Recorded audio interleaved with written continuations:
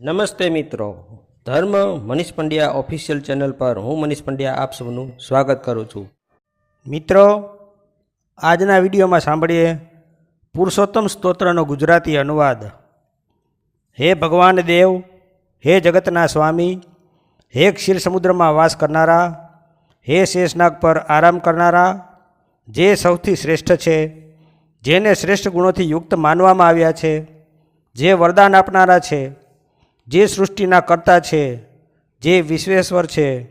જે સદા વિષ્ણુ રૂપમાં ઉપસ્થિત છે, જે સર્વ જાણનારા છે,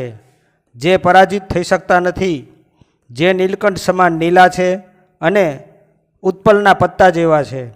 જેની આંખો પુંડરીક ફૂલ જેવી છે, જે સર્વ જાણનારા છે, જે નિર્ગુણ છે, જે શાંત છે, જે સંસારના પાલક અને અવિનાશી છે, જે સર્વ લોકોના જ્ઞાતા છે,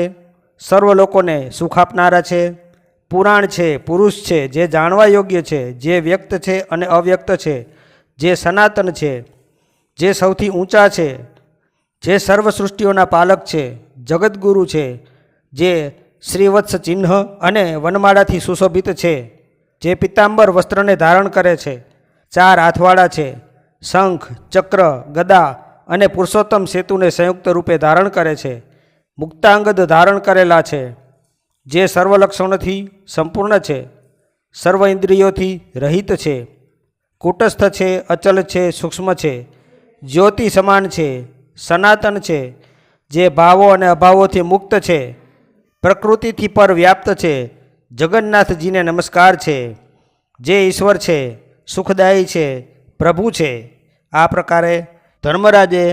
પુરનિયા ક્રોધની સમીપમાં ભગવાનની પ્રશંસા કરતા વિભિન્ન પ્રકારના સ્ત્રોતો દ્વારા પ્રણામ કર્યા। બોલો પુરુષોત્તમ ભગવાનની જય। તો મિત્રો, જો આપને આવા વિડીયો પસંદ હોય, આપને આવી ધાર્મિક વાર્તાઓ પ્રસંગો સાંભળવા ગમતા હોય તો આ ચેનલને લાઇક, શેર અને સબસ્ક્રાઈબ કરજો। ધન્યવાદ।